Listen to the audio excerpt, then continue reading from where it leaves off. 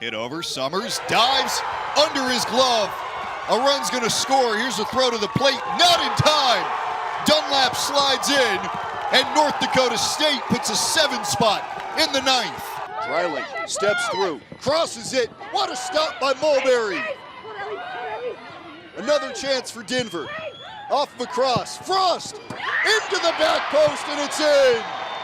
Denver equalizes just like that. How many threes are taken as another 3 is taken from Majuk Dang. His 4th of the night. Shealy just getting lost over there in the zone coverage. Looked like a cover 3 from West Texas A&M, and he kind of slid over onto the side, far hash, deep throw. And how about the arm strength from Evan Foster to get it out there in a hurry? Very few mistakes on his part, especially off that backhand. A forehand winner down the line. Match point to his team was get stops. It's all about stops right now, and it is. This season, when South Dakota State has given up 71 points to opponents, they are just 2-11. The same goes for Oral Roberts. It's the 71-point mark. They're just 4-11. South Dakota State is unbeaten when they hold teams to 70 or less. 25 points, another big performance against Oral Roberts. You had 41 2 years ago down in Tulsa. What is it about playing against ORU? They're always a good team, and it's always an exciting game. The conference leader in home runs with 18 this year. Lifts this one into right center field. Back at the wall, and it's a grand slam. Number 19 this season for Quaddle. And it's a 7-0 Mines lead here in the 2nd. So I'm just a normal guy who likes to golf. Yeah. You're a collegiate golfer. You shot a 64 this year. When you shoot a score like that, what's it like? It is. It just, everything's clicking. Seeing progress in mid-season, so That's huge credit to that. X, formerly Twitter. Let's talk X Factors. Who stepped up last week and caught your eye on the men's side? About a half inch of rain overnight. This has turned into a mud trap, which could be a very difficult up and down to try and save par heading into 18. This hole right here at 17 could be where the championship is won or lost. Poked away. Rasko. Oh, nice move by Afton Rasko to get some separation. Hits it forward. McDermott giving chase. McDermott in the box. McDermott to Campos. Campos for the goal! Oral Roberts head coach Russell Springman was honest about his assessment of his team so far this season. They've struggled on the road. He said they've struggled to find an identity, and that inconsistency on the road has led to just 2 wins. Well, that point is magnified in a place like Frost Arena, where South Dakota State over the past 13 seasons have lost just 12 times. Unable to hold on to that one. And watch Martinelli's footwork here. He kind of takes a 1-step extended drop. It's more of a 3-step. He's not really on top of his platform like he should be, and throws that just a little bit out in front, just a little bit too much gas on the back of it. This might be his best coaching job in recent history because of all the injuries and all the adversity that they've had to overcome. But we heard him last week, and he talked about it's more than just a player going down. It's a human that's having their season stripped away from them. Winker takes a snap, floats it downfield, looking for a man, and it's picked off by South Dakota State. Tucker Large is right there. The sophomore from Sioux Falls dancing across midfield, across the 40, across the 30, has blocks down the 20, inside the 10, he's inside the 5, and he's in there. A touchdown for South Dakota State. You said back on March 20th, after your team lost 7-6 to Utah, that they turned a corner and you saw a fight for the first time in a year and a half since you've been at Northern Colorado. What type of fight did you see from your team today? Getting down like that and then having to come back in it was special. Top of the key, step back triple, wants it, and he hits it. Zeke Mayo. 24 points for Mayo, his 3rd triple. Keenan, you played the quarterback position yourself. Tough break there for Evan in the offense. It's really all about chemistry, and you think after maybe a month of training camp that you kind of have that settled down yet. You really don't until you get game experience. So that quarterback to center relationship is very important. Looking to go back to back here in the Mile High City. Alongside Bailey Duplessis, I'm Kienan Dixon here on Summit League Network. Happy to have you with us for the first of 2 championship matches. We'll have the women's match coming up later after this one. For Denver, it's been a dominant season. They're number 63 in the country in the latest rankings, and they're led by one of the best players in the country, in Daniel Sancho, who comes in at number 45 in the latest rankings. He's absolutely amazing. At North Dakota, the upstart program under head coach Tom Boyson in his 4th season, making it to their first ever Summit League title match, and just their 3rd since joining the conference in all sports. And it's a hold only because South Dakota Mines was able to get some pressure. We talked about it in the open. Keys to the game. Applied pressure to Evan Foster. He held on to the ball a little bit too long last week. Stayed off schedule. Didn't stay on schedule, and that's a big thing. Keep your footwork clean. Stay on schedule. 24-21. Van Hook sets it for Bodie, and it drops in. South Dakota wins. Morgan Bodie gets her 12th kill, a career high for the freshman who has made an immediate impact for South Dakota. All right, let's jump into a new segment. We'll do some stock talk like Jim Kramer, right? Helen Gold, your last name is pretty close to the medal that you're about to receive again. You go back-to-back in this event. Coach Amar said that there's some sort of formula that you have kind of working for this team. What is that formula? He wouldn't tell me. Happy Summit League Spotlight Day. He's Darren Wallace. I'm Keenan Dixon.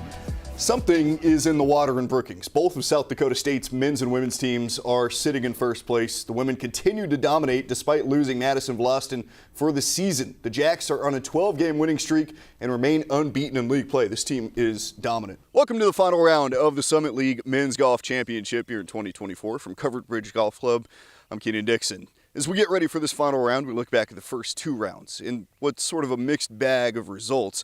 71.89 was the average score across the board, under par in the first round. Several golfers going multiple shots under par. 5 under par, 6 under par was the leading score from Ty Kretz from South Dakota State after the first round. The second round presented a much different golf course, including some gusty winds and some different pin locations that provided challenges for golfers and moved that average score up for the 45 competitors to just above 73. Big week last week, not just for yourself, but for your entire team. 31 points on Thursday in that overtime win, your 5th overtime win of the season. What is it about this team and knowing how to play in overtime so well? I don't know. It's starting to get a little annoying. North Dakota State trying to apply some pressure, but really it's all Denver through much of the first half. Through that first half hour, was crossed by Baker, just missing Hannah Tate's head, and a scoring opportunity there. A couple of set pieces, but Molly Wisman easily handling it. This one ended up being the chaos. That was Olivia Watson's 4th goal on the season and led to North Dakota State taking the lead. They had another opportunity, but was punched away. And then Denver off of the cross, Ella Frost finding the twine and tying it up just about 2 minutes later after that North Dakota State goal. And it brings us here to this 1-1 tie at the half. 7 shots, and it was a lucky number 7 from Ella Frost. That led to that first goal for Denver. North Dakota State got some opportunities going really in the last 15 minutes, but nothing through about that first 25, 30 minutes of play.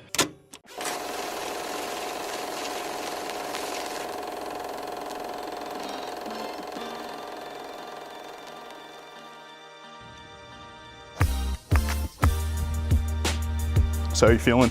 I'm feeling really good. Yeah. I'm excited.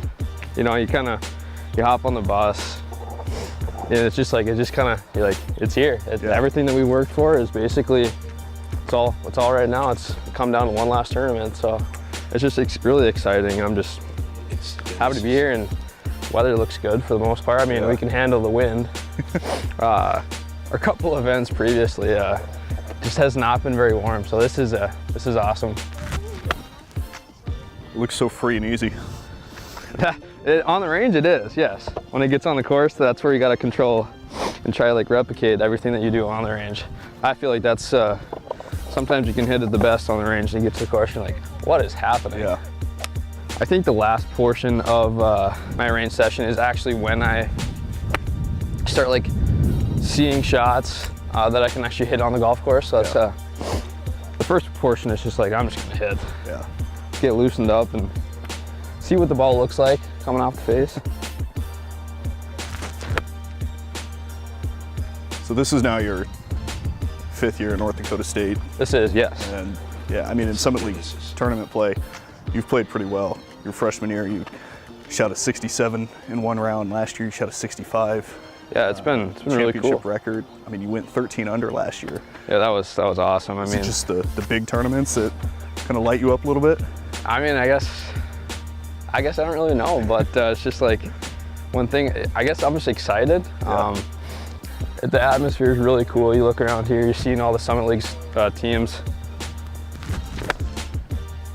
So I'm just a normal guy who likes to golf. Yeah. You're a collegiate golfer. You shot a 64 this year. When you shoot a score like that, what's it like? It is. It just, everything's clicking. Yeah. The day goes by really fast, and you're like, that was all 18 holes. It feels like you're just started. Just feels right. Yeah, everything it feels so good. It's Genesis. And then of course, golf is golf, and you know, the next day you could go out and shoot a 77. Oh, absolutely. I mean, I think that's just that's with anything too, is like, you know, golf is a really frustrating sport, but it's also a sport that many of us love. And I mean, that frustration part, last year you guys lost by 1 stroke as a team. You ended up going on to the regionals, but collectively, how frustrating is that? It's super frustrating, even to think about it right now. When I ended up winning, it was not necessarily like, oh, I won. Yeah. I was like still basically like, where's the team at? Where are we at? And how, like, do I have to make this putt on the last hole in order to tie, to make, like, to win? I think a lot of it just came down to, like, we've been close. We saw like the Bison do it a couple years back, right before I came in as a freshman. And it's just like, it's something that we worked for so long. I mean, that's just the entire team included, though. We worked our tails off this summer. We want this so bad. Yeah. And it's just like, we're gonna go out and play our best, and if we play our best, I think that we're gonna come out on top. This week for me, or like even this last couple of months, it's just, reality is kind of set in. Yeah. The whole thing of, this might be your last tournament, and it's just like, I get to see these guys every single day. I grew up as an only child, so I mean, these guys are my brothers, and so it's just like, it's been a really emotional, but like just awesome experience. It's just like, I think we're gonna go out on top, and just, there's gonna be a lot of smiles and a lot of fond memories that we're gonna make this last week. I think that's one thing that we're gonna really focus on this week, is no matter what happens, it's the shot that we have next, is that's the only one that matters, really.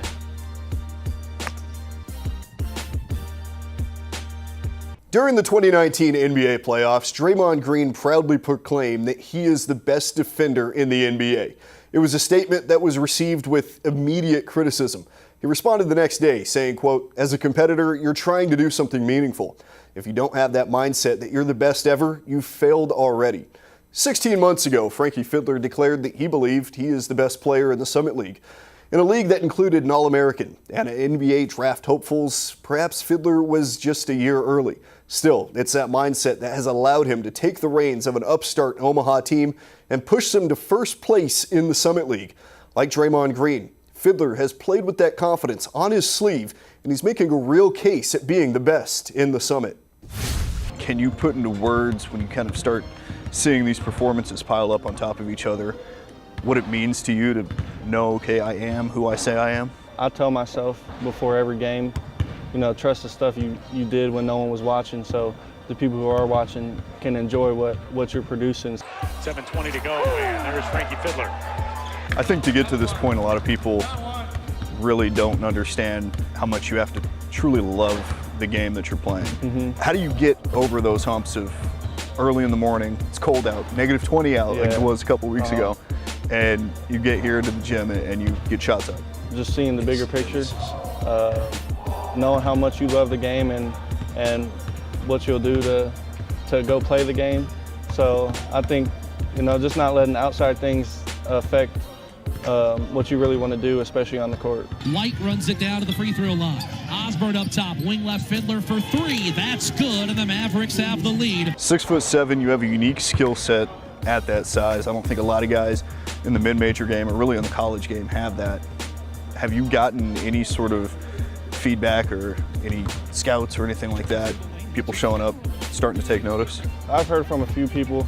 My AAU coach reached out to me and, you know, told him that, and he told me that some people reached out to him about me and kind of just, you know, seeing how I was on the court, off the court. So the attention is definitely picking up for me, and, you know, I'm just blessed to be in the position I am.